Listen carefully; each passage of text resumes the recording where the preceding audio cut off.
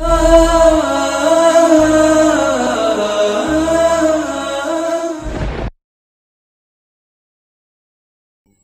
الحمد لله نحمده ونستعينه ونستغفره ونؤمن به ونتوكل عليه ونعوذ بالله من شرور أنفسنا ومن سيئات أعمالنا من يهده الله فلا مضل له ومن يضلل فلا هادي له وأشهد أن لا إله إلا الله وحده لا شريك له وأشهد أن محمدا عبده ورسوله أرسله بالحق بشيرا ونذيرا وداعيا إلى الله بإذنه وسراجا منيرا أما بعد فإن خير الحديث كتاب الله وخير الهدي هدي محمد صلى الله عليه وسلم وشر الأمور محدثاتها وكل محدثة بدعة وكل بدعة ضلالة وكل ضلالة في النار فأعوذ بالله السميع العليم من الشيطان الرجيم بسم الله الرحمن الرحيم وأن المساجد لله فلا تدعوا مع الله أحدا قال النبي صلى الله عليه وسلم لا تشد الرحال إلا إلى 3 مساجد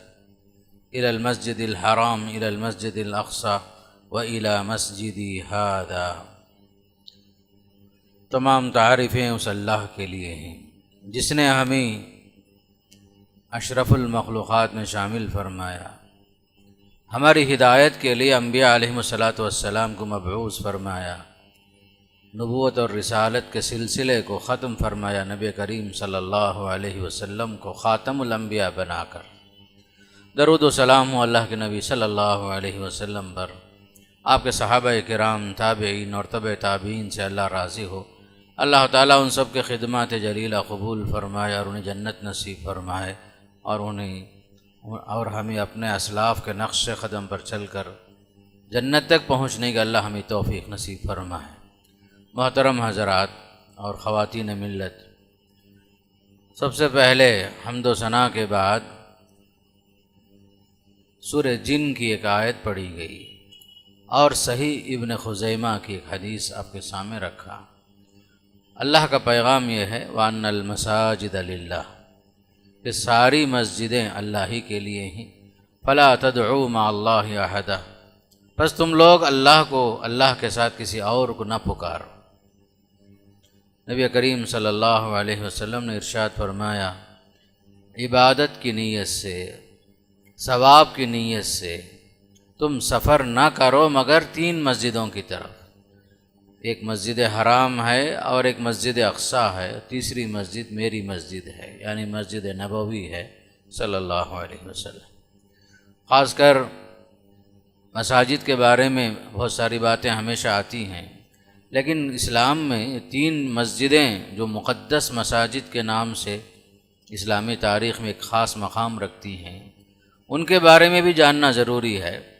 خصوصاً حجاج کرام جب حج کے لیے جاتے ہیں تو مسجد حرام اور مسجد نبوی باقاعدہ وہاں پہنچتے ہیں، نمازیں ادا کرتے ہیں، عبادت جہاں تک ہو سکے جتنی اللہ کی بندگی کر سکتے ہیں کرتے ہیں۔ لیکن مسجد اقصی یہ بھی ایک اہم مسجد ہے جو اسلامی تاریخ کے اندر ایک خاص مقام رکھتی ہے۔ ان تینوں مسجدوں کی فضیلتوں اور ان کے خاص مقام کے تعلق سے چند باتیں آپ کے سامنے رکھنے کی کوشش کرتا ہوں۔ سب سے پہلی بات وَأَنَّ الْمَسَاجِدَ لِلَّهِ، جو اللہ نے فرمایا کہ روئے زمین پر جتنی مسجدیں ہیں سب اللہ کے لیے ہیں، ساری مساجد کا مالک اللہ ہی ہے۔ جب آدمی مسجد بنا دیتا ہے اللہ کے لیے تو وہ اللہ کی ملکیت ہو جاتی ہے، اس وقف کے اندر کوئی تصرف نہیں کر سکتے۔ جو مسجد بنا دی گئی تو وہ مسجد ہی کے لیے ہوتی ہے قیامت تک کے لیے، اور یہ مسجدیں اللہ ہی کے لیے ہوتی ہیں۔ حقیقی مالک اللہ ہی ہے، پوری زمین کا مالک اللہ ہے۔ تب روئے زمین پر سب سے زیادہ محبوب مقام اگر اللہ کے پاس اگر کوئی جگہ ہے تو وہ مساجد ہیں۔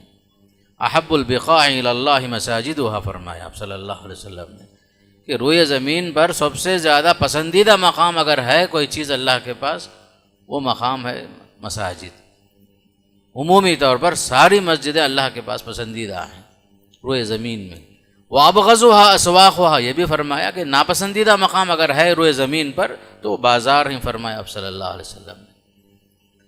تو خاص کر کے مساجد کے اندر بھی فرق مراتب ہیں، درجات ہیں، فضیلتیں ہیں، ثواب کے اعتبار سے ہر ایک کا مقام الگ الگ ہے۔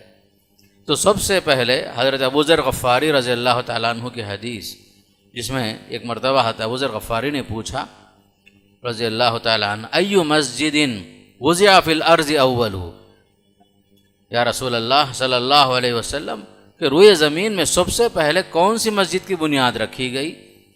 حضرت ابو ذر غفاری نے پوچھا تو اللہ کے نبی صلی اللہ علیہ وسلم نے جواب دیا کہ المسجد الحرام، مسجد حرام جو مکے میں ہے، سب سے پہلے یہی روئے زمین کی پہلی مسجد ہے فرمایا۔ پھر ابو ذر غفاری رضی اللہ تعالیٰ عنہ نے پھر سوال کیا، یا رسول اللہ ثم ایو، پھر اس کے بعد پھر کون سی مسجد بنائی گئی؟ تو آپ نے فرمایا المسجد الاقصی، مسجد اقصی جو فلسطین میں ہے۔ پھر حضرت ابو ذر غفاری نے تیسرا سوال کیا کہ دونوں مسجدوں کے درمیان مسافت کتنی ہے، کتنے سالوں کا فرق ہے؟ تو آپ نے بتایا کہ 40 سنہ، 40 سال کے وقفے کے درمیان پہلے مسجد حرام ہے جو مکے میں ہے، پھر اس کے بعد جو مسجد بنائی گئی وہ مسجد اقصی ہے۔ تو اس طرح معلوم یہ ہوا کہ سب سے پہلے اللہ کی بندگی کے لیے جو مسجد بنائی گئی وہ مسجد حرام ہے۔ پھر حضرت ابراہیم خلیل اللہ علیہ السلام کے ذریعے سے تجدید کعبہ، تجدید مسجد حرام کا کام ہوا۔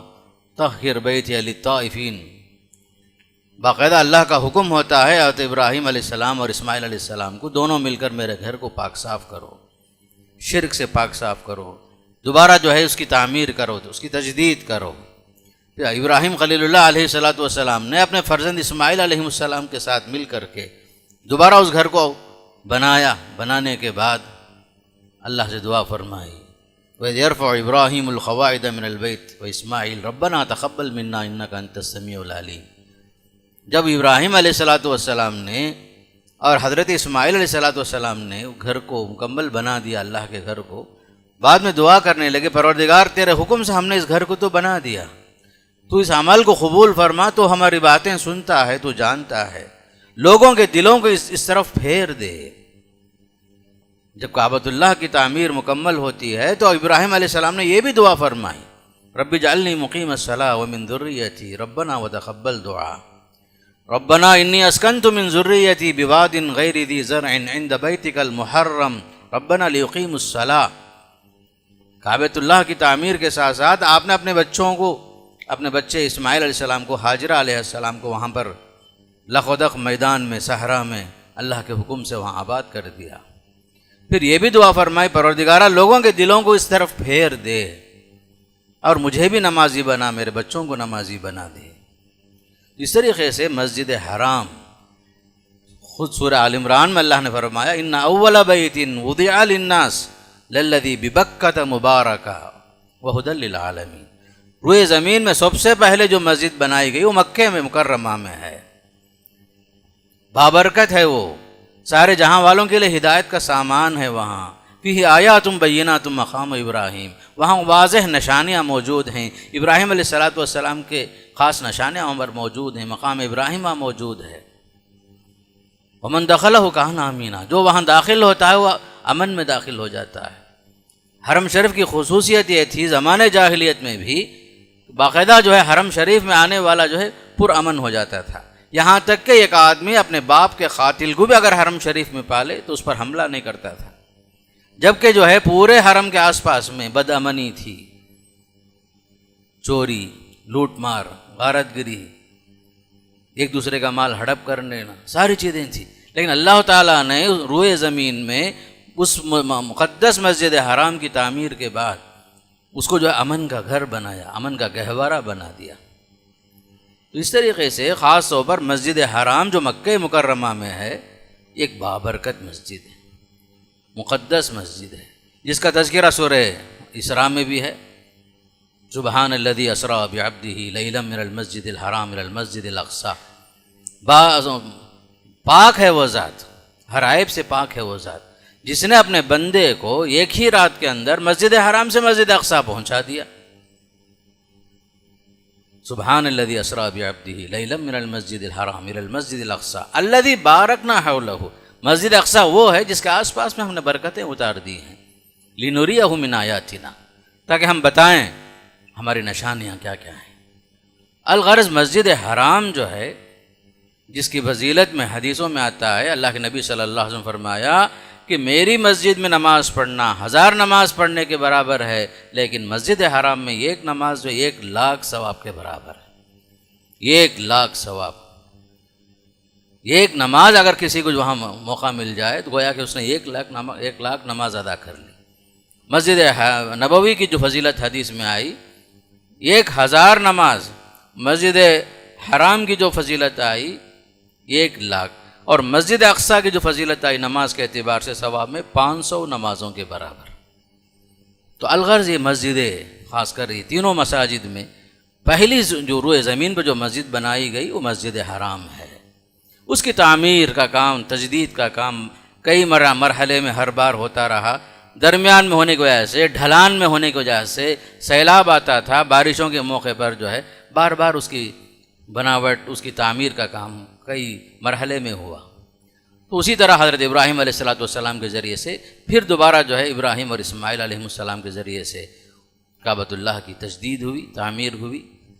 لیکن روئے زمین میں سب سے پہلا جو گھر جو بنایا گیا اللہ کے لیے، اللہ کی بندگی کے لیے، وہ مسجد حرام ہے، بابرکت مسجد، محترم۔ المسجد الحرام کے معنی محترم مسجد، قابل احترام، حرمت والا گھر، اللہ کا گھر جو حرمت والا گھر۔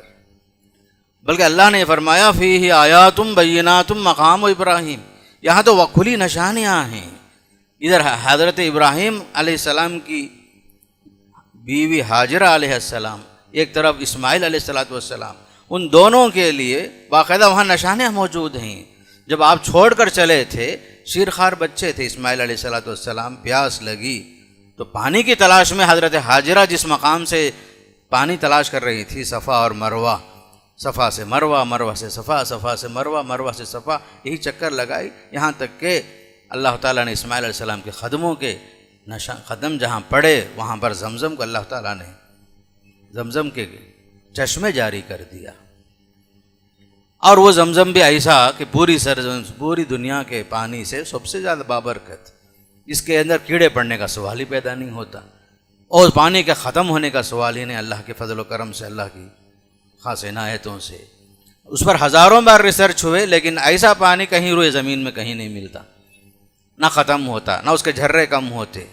پوری دنیا کے اندر لوگ اسے لے کر جاتے ہیں، لیکن کبھی اس پانی کے اندر کمی نہیں آتی۔ سارے دنیا والے جو اس سے فیضاب ہوتے ہیں، عمرے پہ جانے والے، حج پہ جانے والے۔ بلکہ حدیث میں آیا، اللہ کے نبی نے فرمایا کہ یہ جو زمزم ہے، جس مقصد کے لیے آدمی پیتا ہے، اللہ تعالیٰ اس کے لیے اس میں وہی چیز رکھا ہے۔ شفا کی نیت سے پیتا ہے تو شفا ہے اس میں، پیاس بجھانے کے لیے پیتا ہے تو اللہ تعالیٰ اس کا سامان کر دیتا ہے، بھوک مٹانے کے لیے اگر کوئی پی رہا ہے اللہ اس کے بھوک کو مٹا دیتا ہے۔ ماء زمزم لما شرب لہ، فرمایا مائے زمزم جس مقصد کے لیے پئیں گے اس مقصد میں اسے کامیابی حاصل ہوگی۔ فرمایا صفا مروہ کی پہاڑیاں موجود ہیں۔ حضرت ابراہیم علیہ السلام نے جس پتھر پر کھڑے ہو کر کعبۃ اللہ کی تعمیر فرمائی، آج بھی وہ نشانی موجود ہے۔ حجر اسود، اگرچہ کہ اس میں کئی مرحلے کے ساتھ وہ حجر اسود کے ساتھ ایک تاریخی واقعات پیش آئے، چوری ہوئی، دوبارہ اسے لایا گیا، اگرچہ کہ چند ٹکڑے ہی صحیح آج بھی موجود ہے حجر اسود، جسے آپ صلی اللہ علیہ وسلم نے اپنے دست مبارک سے لگایا تھا۔ اس کو آپ کے بچپن میں جب کعبۃ اللہ کی تعمیر ہوئی تو حجر اسود کو لگانے میں جھگڑا ہوا، تو اللہ کے نبی صلی اللہ علیہ وسلم نے یہ مشورہ دیا، ہر قبیلے کا ایک نوجوان آ جائے، ایک آدمی آئے، سب مل کر کے جو ہے چادر اٹھائیں جس میں حجر اسود رکھا ہوا تھا، آپ نے اٹھا کر کے اپنے ہاتھ سے لگا دیا، جھگڑے کو ختم کر دیا آپ صلی اللہ علیہ وسلم نے، جو جھگڑا ہونے والا تھا۔ اور جو خصوصاً وہ ایسی سرزمین ہے، ایسا مقام ہے جہاں آس پاس میں امن کا سوال ہی پیدا نہیں ہوتا تھا، لڑائیاں جھگڑے ہوتے تھے، زمانہ جنگ، لوگ جو ہے جنگ میں مصروف رہتے تھے۔ اللہ نے اس گھر کی برکت سے، اسلام کی برکت سے پرامن بنا دیا۔ اولم یروا انا جعلنا لهم حرما آمنا ويتخطف الناس من حولهم، کیا یہ لوگ نہیں دیکھتے ہیں کہ ہم نے اس حرم کو حرم آمن بنایا، امن والا حرم بنایا، جبکہ آس پاس میں لوگ لوٹ لیے جاتے ہیں، اچک لیے جاتے ہیں، چوری کے واقعات پیش آتے ہیں، ڈکیتیاں ہوتی ہیں، اللہ تعالیٰ نے صاف پوچھا کیا یہ لوگ مکے والے نہیں دیکھ رہے ہیں؟ ہم نے اس حرم کو جو ہے ایسا جو ہے امن والا بنایا ہے، یہاں جو ہے باپ کا قاتل بھی اپنے باپ کے قاتل کو دیکھ کر بیٹا خاموش ہو جاتا ہے اس حرم کے احترام کی وجہ سے، اور وہاں کی گری پڑی ہوئی چیز کو اٹھانا منع کر دیا گیا، وہاں کی کوئی درخت کو کاٹنے سے منع کیا گیا، شکار نہیں کر سکتے آپ اس سرزمین میں، مکہ مکرمہ میں حدود حرم کے اندر حدود حرم طے کر دیے گئے، حرم کی ابتدا حرم کی انتہا باقاعدہ پورے مکے کے اندر آج بھی جو ہے بڑے جلی حروف کے ساتھ واضح طور پر بتا دیے گئے۔ اللہ نہیں فرمایا فی آیات بینات، بلکہ جو ہے حضرت ابراہیم خلیل اللہ علیہ السلام کی دعا اور برکت سے جو چیز وہاں پیدا نہیں ہوتی ہے، دنیا کے جہاں جہاں بھی جو چیز پیدا ہوتی ہے سارے اچھی چیزیں وہاں مل جاتی ہیں۔ وَإِذْ قَالَ إِبْرَاهِيمُ رَبِّ اجْعَلْ هَٰذَا الْبَلَدَ آمِنًا وَاجْنُبْنِي وَبَنِيَّ أَن نَّعْبُدَ الْأَصْنَامَ۔ حضرت ابراہیم علیہ السلام نے مکے کے لیے، مکے والوں کے لیے اور وہاں کے پھل پھلاریوں کے لیے آپ نے برکت ان کی دعا فرمائی، وَارْزُقْ أَهْلَهُ مِنَ الثَّمَرَاتِ، پھل پھلاریاں عنایت فرما۔ ایسی چیزیں اللہ تعالیٰ کے فضل سے وہاں مل جاتی ہیں جو دنیا کے اندر کہیں بھی نظر نہیں آتی، بے موسمی پھل وہاں نظر آتے ہیں، اور جو ہے لاکھوں لوگ جمع ہوتے ہیں لیکن کسی چیز کی کمی وہاں نہیں آتی، نہ پانی کی، نہ بجلی کی، نہ کسی اور چیز کی۔ اللہ تعالیٰ نے ایسے محترم مقام، اس مقام کی برکت سے اس گھر کو اللہ تعالیٰ نے ایسا آباد بنا دیا کہ ہمیشہ وہ گھر 24 گھنٹہ آباد، دنیا جو صرف 5 وقت کی نماز کے علاوہ باقی سارے اوقات میں طواف چلتے رہتے، یہاں تک کہ بارش بھی ہوتی ہے لوگ جو ہے بارش میں بھیگتے ہوئے بھی طواف کرتے رہتے۔ ایک زمانہ ایسا بھی گزرا، آج کے زمانے کی بات نہیں ہے، پہلے کے زمانے میں پانی رکا ہوا تھا، باقاعدہ ہمارے اسلاف نے، تابعین نے، تبع تابعین نے تیر کر کے طواف کیا، لیکن طواف کبھی نہیں روکا جب سے یہ گھر بنا ہے اللہ کا یہ گھر۔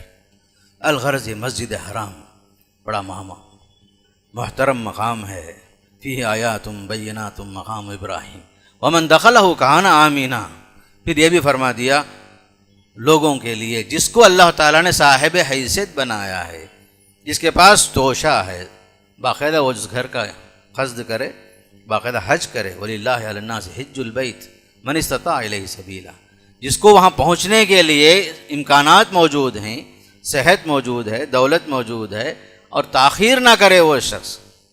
اسی لیے فرمایا ومن کفر، حج نہیں کیا وہ بولنے کے بجائے اللہ نے فرمایا ومن کفر، استطاعت کے باوجود حج نہیں کر رہا ہے وہ تو گویا کہ شعائر اسلام، ارکان اسلام کا انکار کر رہا ہے، کفر کر رہا ہے۔ ومن کفر، مفسرین نے استدلال کیا کہ استطاعت کے باوجود گویا کہ حج نہیں کرنا کفر ہے۔ ومن کفر فرمایا فإن اللہ غنی عن العالمین۔ الغرض یہ مسجد حرام زندگی میں ہر مسلمان کو جو صاحب حیثیت ہے یہ ایک بار ضرور جو ہے اسے حج کرنا ہی چاہیے، بلکہ حج ارکان اسلام میں سے ایک اہم رکن ہے۔ بلکہ آپ نے یہ فرما دیا من حج للہ فلم یرفث ولم یفسق رجع کیوم ولدتہ امہ، جس نے حج کیا، گناہ کے کاموں سے بچا، شہوت کے حرکتوں سے، باتوں سے بچا، وہ ایسے لوٹتا ہے حج ادا کرنے کے بعد جیسے ابھی ماں کے پیٹ سے باہر نکلا ہے۔ رجع کیوم ولدتہ امہ، حج مبرور کا بدلہ آپ نے فرمایا الحج المبرور لیس لہ جزاء الا الجنہ، حج مبرور کا بدلہ سوائے جنت کا اور کیا ہو سکتا ہے فرمایا۔ الغرض مسجد حرام، وہاں جانا، نماز ادا کرنا، ہر مسلمان کے دل میں یہ تمنا اور خواہش ہونا چاہیے کہ جس گھر کی طرف ہم پوری زندگی نماز پڑھتے ہیں ہمارے دل میں خیال ضرور آئے کہ میں اس گھر کو دیکھوں، اس گھر میں جا کر کے عین کعبہ کی طرف میں نماز پڑھوں۔ ہم جو نماز پڑھتے ہیں وہ جہت کعبہ ہے، ایک ہوتا ہے جہت، ڈائریکشن ہمارا، ہم اپنا چہرہ جو ہے کعبے کی ڈائریکشن کی طرف کرتے ہیں، 100% جو ہے جہت میں مکمل اترنا ضروری نہیں ہوتا، تھوڑا بہت فرق ہو سکتا ہے، لیکن عین کعبہ جو آدمی وہاں موجود ہے وہ کعبۃ اللہ کو اپنے آنکھوں کے سامنے دیکھتا ہے، اس کے سامنے نماز ادا کرتا ہے باقاعدہ جو ہے مطاف کے اندر۔ تو ہم لوگوں کو بلکہ ہر مسلمان کے دل میں تمنا ہو، اور جس پر اللہ نے حج فرض کر دیا تاخیر نہ کرے، یہ شوق ہو، ہمیشہ دعا ہو، ولولہ ہو۔ اسباب ہی سب کچھ نہیں میرے دوستو، اسباب ہی ہمیشہ کچھ نہیں ہے، یہ پیسہ ہونا ضروری نہیں۔ بہت سارے غربا، فقراء، مساکین اپنے جائز خواہشات کے ساتھ اللہ سے دعائیں کرتے رہتے ہیں اسباب وسائل کے لیے، اللہ اسباب میسر کر دیتا ہے، جبکہ صاحب حیثیت اپنی جگہ بیٹھا ہی رہتا ہے، آئندہ سال کریں گے، آئندہ سال کریں گے، بچوں کی شادیوں کی بات کریں گے، ریٹائرمنٹ کے بعد حج کریں گے، یا جب بزنس سیٹ ہو جانے کے بعد کریں گے، یہی سوچتے رہتے ہیں ہم لوگ، جبکہ اللہ تعالیٰ کے جو خاص بندے ایسے بھی ہیں جو ہمیشہ تڑپ کے ساتھ اللہ سے دعائیں کرتے ہیں، اللہ تعالیٰ ان کے لیے اسباب میسر کر دیتا ہے۔ اور یہ بھی زندگی میں ایک بار ہی۔ اقرا بن حابس رضی اللہ تعالیٰ عنہ نے ایک مرتبہ سوال کیا، یا رسول اللہ افی کل عام یا رسول اللہ، کیا ہر سال حج کرنا فرض ہے کیا؟ فرمایا کہ نہیں، زندگی میں ایک ہی بار ہے بس۔ یہ تمنا ہو، یہ خواہش ہو، اور حیثیت والے جلدی کریں۔ اللہ کے نبی نے یہ بھی فرما دیا، دیکھو جس پر حج فرض ہو گیا پھر بھی وہ تاخیر کر رہا ہے، حج نہیں کر رہا ہے، چاہے وہ یہودی ہو کے مرے، چاہے نصرانی ہو کے مرے، مجھے اس کی کوئی پرواہ نہیں ہے، فرما دیا آپ صلی اللہ علیہ وسلم۔ کتنی بڑی وعید ہے۔ حج کے معاملے میں تاخیر نہیں کرنا۔ آپ کو یہ بھی بتا دیتا ہوں، ایک ایسی عبادت ہے، مالی عبادت، بدنی عبادت، جو جوانی میں کرنے کی عبادت ہے، بڑھاپے میں جا کر وہاں تکلیف اٹھانے کی عبادت نہیں ہے۔ وہ سارے عبادتوں کے لیے باقاعدہ جو آدمی بڑھاپے میں بھی سوچ سکتا ہے، لیکن یہ جو عبادت ہے، جوانی ہو، صحت ہو، تندرستی ہو، چلنے پھرنے کے لائق ہو، وہی آدمی پورے ارکان، پورے واجبات سکون سے ادا کر سکتا۔ بالکل بڑھاپے میں آدمی جو ہے آخری عمر میں سوچے 60 سال کے بعد میں کروں گا، کیا گارنٹی 60 سال کے بعد ہم لوگ زندہ رہیں گے؟ اس لیے جو ہے حج کے معاملے میں، فرض کے بارے میں تاخیر کرنے کی گنجائش نہیں ہے۔ اور دوسری جو مسجد ہے، مسجد نبوی، جو مدینہ منورہ میں ہے۔ اللہ کے نبی صلی اللہ علیہ وسلم جب ہجرت کر کے مدینہ پہنچے تو پہلے آپ نے قباء میں 14 دن قیام فرمایا، مسجد قباء، وہاں اس کی تعمیر ہوئی۔ پھر اس کے بعد آپ مدینہ منورہ پہنچے۔ آپ کی اونٹنی کو ہر آدمی جو ہے روکنے کی کوشش کر رہا تھا آپ کو مہمان بنانے کے لیے۔ آپ نے فرمایا دعوہا، چھوڑ دو اس کو، فإنہا مأمورہ، اس اونٹنی کو چھوڑ دو، یہ اللہ کے حکم سے جہاں بیٹھے گی وہی ہمارا مقام ہے۔ الغرض جہاں اونٹنی جا کے پہنچی تھی وہاں آپ اترے، اور وہ جگہ اتفاق سے معلوم ہوا کہ 2 یتیم بچوں کی جگہ تھی۔ معلوم ہوا یہاں مسجد بنانا ہے۔ آپ نے بلایا، پوچھا کس کی جگہ ہے یہ؟ کہا گئی 2 یتیم بچوں کی۔ ان دونوں نے کہا یا رسول اللہ صلی اللہ علیہ وسلم، ہم مسجد بنانا ہی اگر آپ چاہتے ہیں تو ہم فری میں دے دیتے ہیں۔ اب فرمایا کہ نہیں، فری میں ہم نہیں لیں گے۔ حضرت ابوبکر صدیق رضی اللہ تعالیٰ عنہ کے مال سے، دولت سے وہ جگہ خریدی گئی باقاعدہ۔ پھر آپ بذات خود شریک ہو کر باقاعدہ آپ نے اس مسجد کی تعمیر فرمائی۔ یہ مسجد نبوی ہے۔ آپ صلی اللہ علیہ وسلم ہجرت کرنے کے بعد پہلا کام جو آپ نے کیا، مسجد بنایا۔ تو ہر مسلمان جہاں بھی آباد ہوتے ہیں، جہاں بھی نئے کالونی بنتے ہیں، مسلمانوں کو پہلے یہ سوچنا ہے، پہلے ہمارا گھر تو بنے گا بعد میں، لیکن سب سے پہلے اللہ کا گھر بن جائے۔ اس کی برکتیں الگ ہوتی ہیں۔ سب سے پہلے آبادی کو آباد کرنے کا، خاص کر مسلم معاشرے کو آباد کرنے کا طریقہ پہلے مسجد بن جائے۔ پہلا کام سارے مسلمان یہی سوچ کر آباد کریں مسجدوں کو۔ بلکہ حضرت عائشہ صدیقہ کی حدیث میں بھی ہے، آپ صلی اللہ علیہ وسلم فرمایا محلوں میں باقاعدہ مسجد بنانے کا مجھے حکم دیا گیا ہے، باقاعدہ مسجدوں کو بنانے کا حکم دیا گیا۔ بلکہ یہ فضیلت بھی آئی، جس نے مسجد بنا دیا اللہ کے لیے، اللہ اس کے لیے جنت میں ایک محل تعمیر کر دیتا ہے۔ فرمایا من بنا للہ بیتن بنا اللہ لہ بیتن فی الجنہ، جنت میں اللہ اس کے لیے محل بنا دیتا ہے۔ الغرض مسجد نبوی، اس سے پہلے مسجد قباء۔ آپ صلی اللہ علیہ وسلم مدینہ آنے کے بعد بھی ہر ہفتے کو باقاعدہ مسجد قباء آتے تھے، جاتے تھے، بلکہ اس کی بھی فضیلت بیان فرمائی۔ جس نے یہاں نماز پڑھی 2 رکعت نماز، گویا کہ اس نے عمرہ کر لیا، عمرے کا ثواب اسے ملتا ہے۔ فرمایا آپ صلی اللہ علیہ وسلم ہفتے کے دن خاص طور پر کبھی سواری پہ سوار ہو کر اونٹنی پہ، کبھی جو چل کر بھی آتے تھے۔ آپ صلی اللہ علیہ وسلم مسجد قباء تقریباً 3 کلومیٹر کے ڈسٹنس میں ہے، مدینہ منورہ اور مسجد نبوی، مسجد قباء اور مسجد نبوی۔ پھر جو ہے آپ صلی اللہ علیہ وسلم جب مدینہ پہنچے آپ نے مسجد بنائی، مسجد میں خود آپ شریک رہے بنانے میں۔ کوئی پختہ مکان تو نہیں، لیکن جو ہم جس حیثیت کے ساتھ بنا سکتے تھے، کچی دیواروں کے ساتھ، کھجور کے پتوں کے ساتھ چھت بنایا گیا، باقاعدہ وہاں نماز ہوتی رہی۔ پھر آپ نے اس گھر کی فضیلت بیان فرمائی کہ یہ گھر جو اللہ کا گھر ہے جو ہم بنائے ہیں، اس میں ایک ایک نماز 1000 نماز کے برابر ہے۔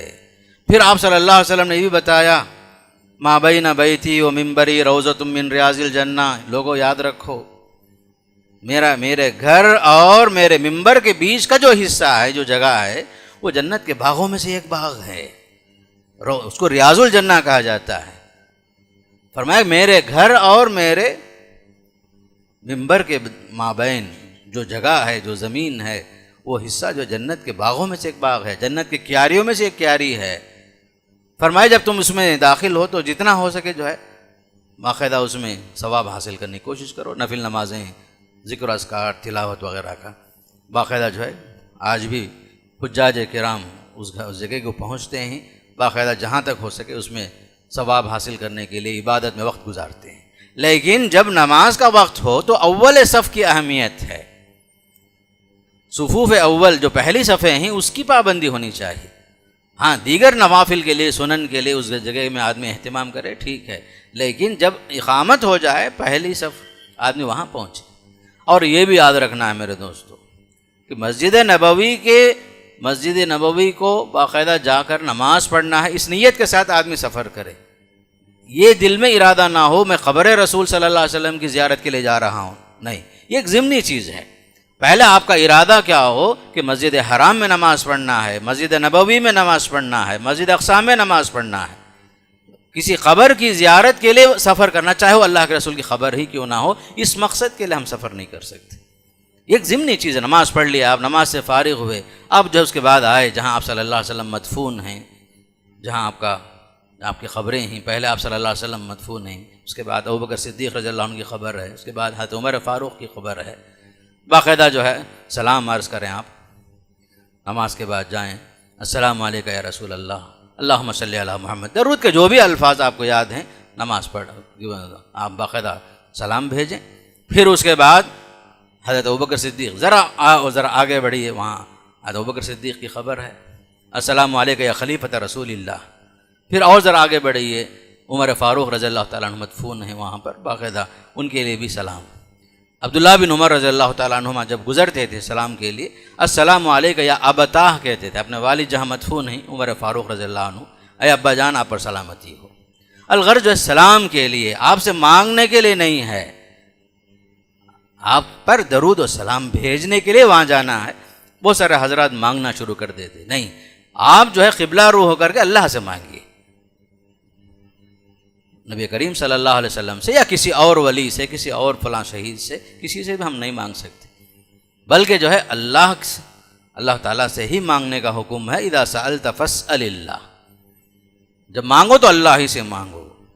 تو یہ خاص طور پر یاد رکھنے کی چیز ہے۔ بہت سارے حضرات جو ہے جب آدمی حج پہ جاتا ہے، عمرے پہ جاتا ہے، لوگ اس سے کہتے ہیں جا کے میرا سلام پہنچاؤ۔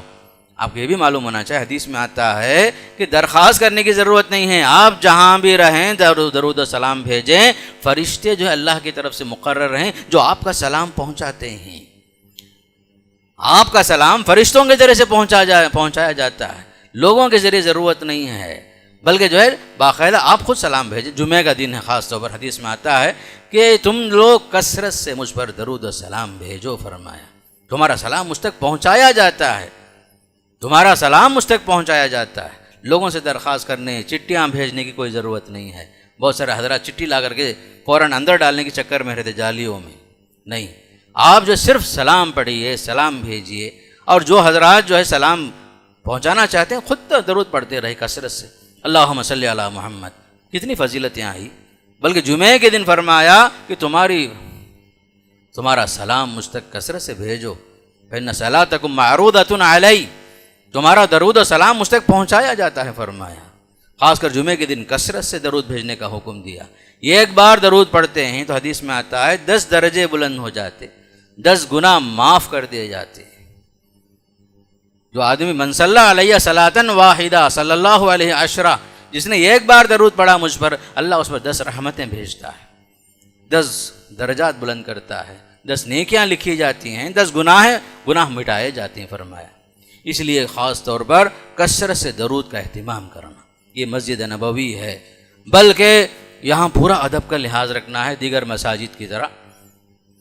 حضرت عمر فاروق رضی اللہ تعالیٰ عنہ نے دیکھا 2 صاحب زور زور سے بات کر رہے تھے، گھور کے دیکھے، پھر بلا کر بھیجے، ان کو پوچھے کہاں سے آئے ہو، تم لوگ مدینے والے ہو یا مدینے سے باہر سے آئے ہو؟ کہا کہ ہم لوگ مدینے سے باہر کے لوگ ہیں۔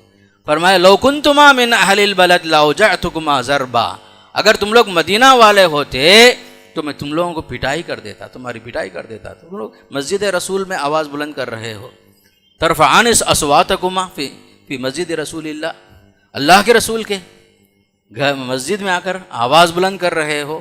تو حضرت عمر فاروق نے بہت سختی کے ساتھ ڈانٹا۔ تو مسجد نبوی کا احترام ہونا چاہیے، وہاں بلند آواز سے بات نہیں کرنا۔ لا ترفعوا اصواتکم فوق صوت النبی، خود آپ کی زندگی میں جو حکم تھا وہ احترام ہمیشہ باقی رکھنا ہے، خاص کر مسجد نبوی کے اندر بھی آواز بلند نہیں کرنا، ہنگامہ نہیں کرنا۔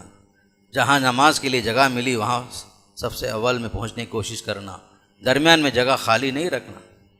خاص طور پر لوگ جو ہے آسانی کے لیے جہاں جگہ ملتی ہے وہاں فوراً رک جاتے ہیں۔ مسجد حرام میں بھی وہی حال ہوتا ہے، مسجد نبوی میں بھی درمیان میں پوری جگہ خالی رہتی ہے۔ نہیں، باقاعدہ جو اس خالی جگہ کو آگے بڑھ کر اندر پہنچ کر باقاعدہ نماز پڑھنے کی پوری کوشش کرنا، یہ مسجد نبوی ہے۔ جہاں اس کے قریب میں جو ہے قبرستان ہے، اس کا نام بقیع الغرقد ہے، لوگ اس کا نام جنت البقیع بولنا شروع کر دیتے ہیں، وہ جنت نہیں ہے، وہ بقیع الغرقد ہے اس کا نام۔ وہاں پر بہت سارے صحابہ کرام مدفون ہیں، صحابہ کے علاوہ دیگر لوگ جو اسلام نہیں لائے تھے وہ بھی مدفون ہیں۔ وہ جنت البقیع نہیں ہے، بقیع الغرقد ہے۔ باقاعدہ آپ صلی اللہ علیہ وسلم نے جس کی وفات وہاں ہو اور اس کا انتقال ہو اور وہاں دفن ہو، اس کے لیے سفارش کا آپ نے وعدہ فرمایا ہے۔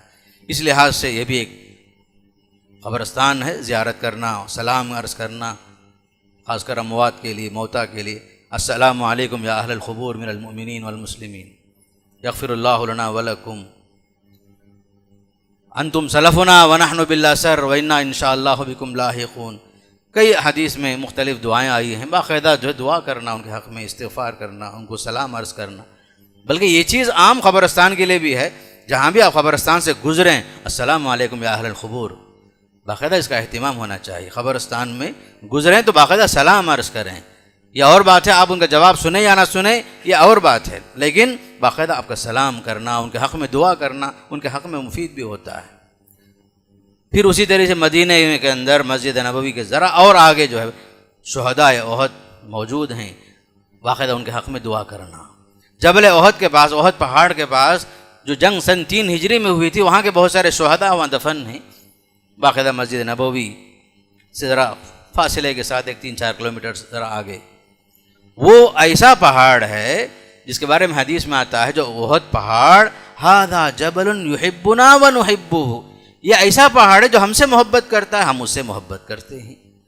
باقاعدہ احد پہاڑ کی فضیلت آئی، بلکہ آپ ایک مرتبہ رسول اللہ صلی اللہ علیہ وسلم اور ابوبکر صدیق، عمر فاروق، عثمان رضی اللہ تعالی عنہم، سارے تینوں کے تینوں جو ہے پہاڑ پر چڑھے آپ صلی اللہ علیہ وسلم کے ساتھ۔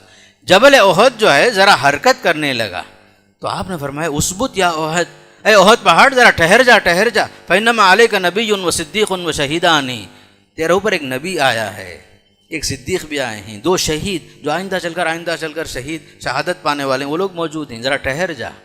فوراً تھم جاتا ہے پہاڑ۔ اس طریقے سے یہ تاریخی مقامات ہیں مسجد نبوی۔ دیگر کوئی اور خاص جہاں ثواب کی نیت سے آدمی جائے کوئی اور چیز نہیں ہے، مسجد نبوی ہے جہاں بقیع الغرقد ہے، پھر آگے چل کر کے مسجد قباء ہے، جبل احد ہے، اور قبلتین وغیرہ کی مسجد مشہور ہے۔ اس طریقے سے مسجد نبوی جو مدینہ میں ہے اس کا بھی ہمیشہ ہمارے دل میں خواہش ہو کہ نماز وہاں پڑھنا چاہیے۔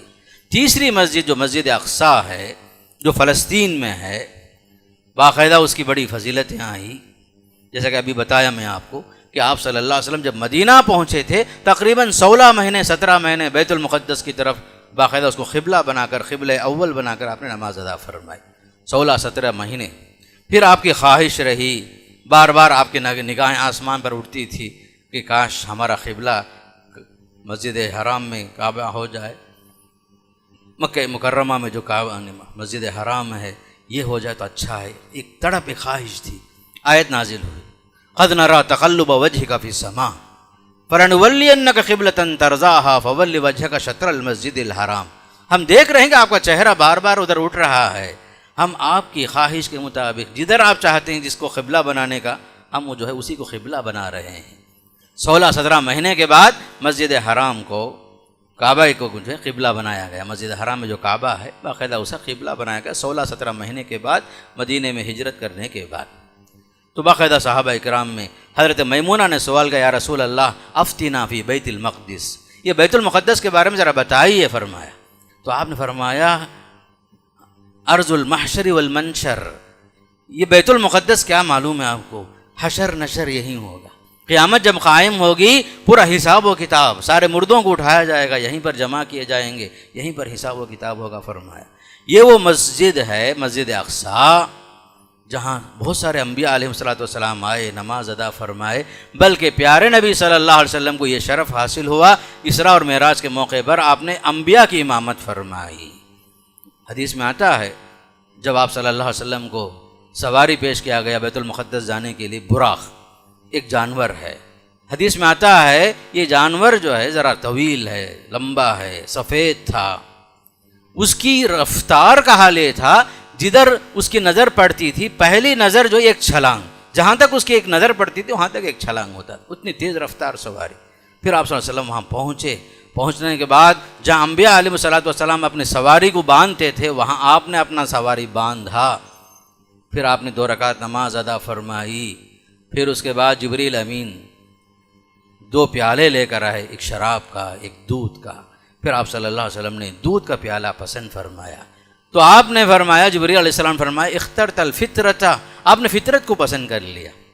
اس طرح آپ نے پھر وہاں سے سفر شروع ہوتا ہے۔ اور ایک روایت میں آتا ہے ہر دور میں اس کی تعمیر ہوئی، اس کی بھی مسجد اقصیٰ، سلیمان علیہ السلام کے زمانے میں دوبارہ اس کی تعمیر ہوئی، تو آپ نے جب اس گھر سے فارغ ہوئے تو آپ نے دعا فرمائی، 3 دعائیں فرمائی۔ حدیث میں آتا ہے سنن نسائی میں، ترمذی وغیرہ میں بھی حدیث ہے، سلیمان علیہ السلام کعبہ اس مسجد اقصیٰ سے فارغ ہونے کے بعد باقاعدہ آپ نے دعا فرمائی، اے اللہ مجھے ایسا فیصلہ عطا فرما کہ ایسا فیصلہ جو تیرے فیصلے کے بالکل موافق ہو، خلاف نہ ہو، یصادف حکمن یصادف حکمک، مجھے ایسی توفیق دے کہ میں ایسا فیصلہ کروں، صحیح فیصلہ جو بالکل تیرے منشا کے مطابق ہو۔ دوسری دعا فرمائے، اے اللہ مجھے ایسی حکومت دے لا ينبغي لأحد من بعدی، جو میرے بعد کسی کو ایسی حکومت نہ ملے۔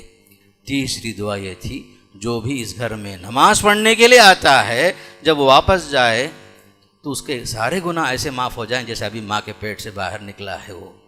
سلیمان علیہ السلام نے باقاعدہ دعا فرمائی، تو دو دعائیں، اور اللہ کے رسول نے فرمایا 2 دعائیں تو قبول ہوئی، تیسری دعا کے بارے میں امید ہے اللہ نے اس کو بھی قبول فرما لیا ہوگا، حدیث میں آتا ہے۔ بلکہ یہاں ایک نماز کے بارے میں آتا ہے 500 نمازوں کے برابر ثواب مل جاتا ہے۔ تو الغرض مسجد اقصیٰ جو فلسطین میں ہے، یہودیوں نے یہ سمجھا کہ یہی سب سے پہلا قبلہ ہے اور یہی جو ہے ہمیشہ کے لیے قبلہ ہے۔ اللہ تعالیٰ نے فرما دیا کہ قبلے کی تبدیلی کا اختیار ہمارے پاس ہے۔ جب قبلے کی تبدیلی ہوئی تو یہودیوں نے باقاعدہ اعتراض کرنا شروع کر دیا، آیت نازل ہوئی للہ المشرق والمغرب یہدی من یشاء الی صراط مستقیم، مشرق ہو یا مغرب سب اللہ ہی اس کا مالک ہے۔ اللہ تعالیٰ جب چاہتا ہے امتحان لیتا ہے، کبھی اس کو قبلہ بنایا کبھی اس کو قبلہ بنایا، لیکن روئے زمین میں سب سے پہلی مسجد حرام ہی ہے، اور یہودیوں نے سمجھا کہ مسجد اقصیٰ ہے۔ اسی کا جواب ابو ذر غفاری رضی اللہ عنہ کی حدیث میں آیا۔ تو یہ جو ہے اللہ کی مسجدیں ہیں، ان تینوں مساجد کے بارے میں ہمارا یہ عقیدہ اور احترام ہو، ہمارے دلوں میں مقدس مساجد ہیں، بابرکت مساجد ہیں، جہاں پر باقاعدہ مسلمانوں کے لیے ایک شرف ہے، نماز پڑھنے کا موقع مل جائے تو بہت بڑا شرف ہے۔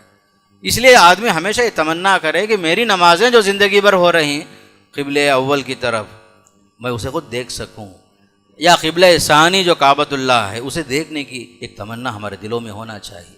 اور خصوصاً مسجد اقصیٰ جو یہودیوں کے قبضے میں ہے، بار بار اس پر یہودیوں کا قبضہ ہوتا ہے، مسلمانوں کو نماز پڑھنے سے، اذان سے جو روکتے ہیں، ایک ظلم ہے، بربریت ہے۔ بلکہ مسلمان چاہے وہ مشرق میں ہو یا مغرب میں ہو، ہر مسلمان کے دل میں مسجد اقصیٰ کی آزادی جو ہے ہر حال میں اس کے دل میں ہو، تمنا میں ہو، باقاعدہ اس کے حق میں دعا کرے جو اس کی کوششیں ہوں۔ اس لیے کہ فلسطین کا مسئلہ نہیں ہے، فلسطین کے مسلمانوں کا مسئلہ نہیں ہے یہ، بلکہ فلسطین کا مسلمان میرا بھائی، ہم جو ان کے ہیں وہ ہمارے ہیں۔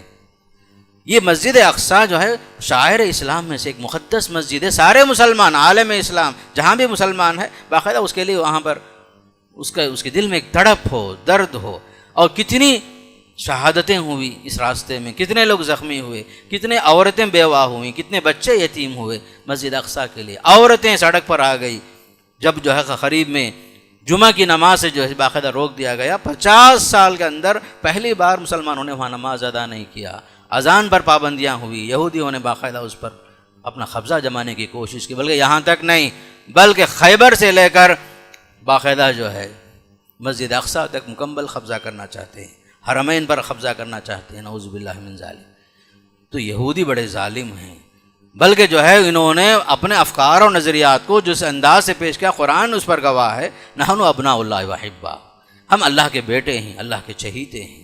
کبھی انہوں نے اللہ پر حملہ کیا، کہا ان اللہ فقیر ونحن اغنیاء، کہ اللہ تعالیٰ فقیر ہے، نعوذ باللہ من ذالک، ہم مالدار لوگ ہیں، کیوں اللہ صدقات زکوٰۃ کیوں پوچھتا ہے؟ کبھی کہنے لگے ید اللہ مغلولہ، اللہ کے ہاتھ بندھے ہوئے ہیں کہتے ہیں، کبھی کہتے ہیں حضرت عزیر اللہ کے بیٹے ہیں کہتے ہیں، کبھی کہتے ہیں یہ جنت تو ہم اس کے وارث ہیں، یہ جنت ہمارے لیے بنائی گئی ہے، لن يدخل الجنت الا من كان هودا او نصارى، وہی جائے گا جنت میں جو یہودی ہوگا یا نصرانی ہوگا، اپنا کو حق اور اصل سمجھتے ہیں، نعوذ باللہ من ذالک۔ جنت کسی کی پراپرٹی نہیں ہے الا کہ ایمان اور عمل صالح جس کے ساتھ ہے، جو آپ صلی اللہ علیہ وسلم کی شریعت پر عمل کرے گا، اس پر وفات ہوگی، وہی جو ہے جنت کا وارث ہوگا، جو برحق مومن ہوں گے ان کی وراثت ہے وہ۔ لیکن یہودیوں نے باقاعدہ اسرائیل جو بالکل جو ہے یہودیوں کی ناجائز اولاد کے ذریعے سے اسے آباد کیا گیا، اس پر جو ہے ظلم بربریت، دن رات مسلمانوں کی زندگیاں جو حرام ہو رہی ہیں، آپ جانتے ہیں پرنٹ میڈیا سے، الیکٹرانک میڈیا کے ذریعے سے، لیکن ہمارے دلوں میں ہمیشہ ایک تڑپ ہو بحیثیت مسلمان، یہ وہ لوگ مظلوم ہیں، اور وہ مسجد جسے حضرت عمر فاروق نے بذات خود مدینے سے بیت المقدس پہنچ کر آزاد کر کے چابی اپنے ہاتھ سے لیا تھا، صلاح الدین ایوبی نے باقاعدہ اسے جو اپنے دور میں آزاد کیا تھا، وہ مسجد آزاد ہونا چاہیے، مسلمانوں کا حق ہے، عالم اسلام کا حق ہے، صرف فلسطین کا حق نہیں ہے یہ، بلکہ ہر مسلمان ہمیشہ دعا میں یاد رکھیں، تینوں مسجدوں کی سلامتی کے لیے، ساری مسجدوں کی سلامتی کے لیے باقاعدہ ہمارے دل سے دعا نکلے، جس طرح ہم اپنی جان کے لیے، اپنے مال کے لیے، اپنے بچوں کے لیے دعا کرتے ہیں، باقاعدہ حرمین شریفین کے علاوہ مسجد اقصیٰ کی سلامتی کے لیے، اس کی آزادی کے لیے ہر مسلمان دعا بھی ہمیشہ کریں، جتنا ہو سکتا ہے باقاعدہ ہر حال میں دعا کریں، اس لیے کہ ہم جو کر سکتے ہیں، آخری چیز ہمارے پاس دعا تو ضرور ہے، جہاں وہ لوگ موجود ہیں بیچارے جد و جہد کر رہے ہیں، عالمی سطح پر کی کوششیں ہو رہی ہیں، لیکن ہم لوگ باقاعدہ ہمارے دعا میں لازمی طور پر ان تینوں مساجد کو شامل کرنا، اور ان کے لیے احترام، عقیدت، محبت، اور وہاں پر نماز پڑھنے کی خواہش، تمنا، یہ ساری چیزیں ہونی چاہیے۔ جہاں پیارے نبی صلی اللہ علیہ وسلم کو امام الانبیاء کا لقب ملا، وہی تو بیت المقدس ہے، جہاں پہنچے تھے، براق کے ذریعے سے آپ کو پہنچایا گیا، وہیں سے معراج کا سفر شروع ہوا۔ اگر اللہ چاہتا تو مسجد حرام سے ہی آپ کو 7 آسمان کا سیر کرا سکتا تھا، لیکن اللہ تعالیٰ اللہ کے ارادے کے مطابق، اللہ کی مصلحتوں کے مطابق مسجد حرام سے مسجد اقصیٰ کا سفر باقاعدہ بری سفر ہوا، پھر وہاں سے جو ہے آسمان کا سیر ہوا۔ الغرض یہ ہیں تینوں مساجد جن کے بارے میں ہر مسلمان کو جاننا، مزید مطالعہ بھی کرنا، جانکاری حاصل کر کے دل میں خواہش رکھنا بھی ضروری ہے کہ ہم نماز ادا کریں، یہ آزاد ہوں۔ خاص طور پر ان تینوں مساجد کے بارے میں جہاں شیطانوں نے، دشمنان اسلام نے قبضے کی کوششیں کرتے ہیں، باقاعدہ اللہ تعالیٰ ان کے شر سے سارے اسلام کو اور اہل اسلام کو، ان مساجد کو اللہ تعالیٰ محفوظ رکھے۔ اللہ تعالیٰ جب تک رکھے ہمیں اسلام پر چلنے کی توفیق نصیب فرمائے، مسجدوں کو آباد کرنے کا اللہ ہمیں توفیق نصیب فرمائے، مسجدوں میں آنے جانے ہمیشہ اپنا تعلق مسجدوں سے جوڑ کر رکھنے کا اللہ ہمیں توفیق نصیب فرمائے، ہمارا دل ہمیشہ مسجدوں سے لگا رہے، خصوصاً حرمین شریفین کے اللہ حفاظت فرمائے، حجاج کے اللہ حفاظت فرمائے، معتمرین کے اللہ حفاظت فرمائے۔ اللہ تعالیٰ مسلمانوں کی جان کی، مال کی، عصمت و عفت کی اللہ حفاظت فرمائے۔ اللہ جب تک رکھے ہمیں اسلام کا خادم بنا کر رکھے، اسلام کی خدمت کرنے کا اللہ ہمیں توفیق نصیب فرمائے، اسلام کو پھیلانے کا ہمیں توفیق نصیب فرمائے۔ اللہ جب تک رکھے ایمان کے ساتھ، عزت کے ساتھ، عصمت و عفت کے ساتھ محفوظ رکھے، خاتمہ بالخیر نصیب فرمائے۔ اقول قولی ھذا استغفر اللہ لی ولکم ولسائر المسلمین من کل ذنب فاستغفروہ انہ ھو الغفور الرحیم۔